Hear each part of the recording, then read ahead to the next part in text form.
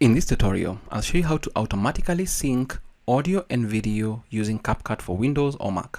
Welcome to this video. My name is David and I hope you're well wherever you are around the world. Now, quick scenario here. Let's assume you recorded a video and it recorded using maybe a poor quality microphone, but you had an alternative microphone that you are using. It's super simple to sync the audio for that particular video, that is the video, and the audio in CapCut.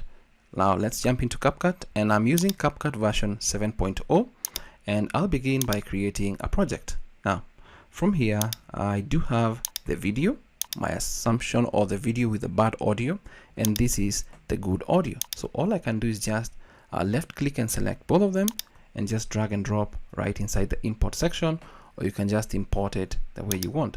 So assumption is you've got your video here, and then let's say you've got your audio somewhere there.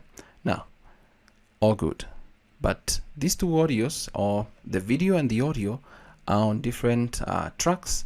And yes, we can bring this back because I know they're the same length and all that, but because we want to automatically sync the audio to the video, all I need to do is just left click and hold and select both tracks, right click, and then click on sync audio and video. I'll click on that. Once I do, it's going to sync, and what it does is that it's going to bring the two, that is the video and the audio, together. So from here, what we can do is, because this particular video has an audio file, I can just click on it and come to audio, and then as for the volume, we just bring it down, and you can see it's disappeared, so that when we bring our files to the beginning, right there where we want them to be, we play. In this tutorial, I'll show you how to convert Notebook LM.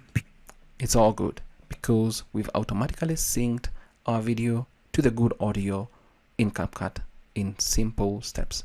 That's it for this video. I hope it's of value to you. Thanks for watching.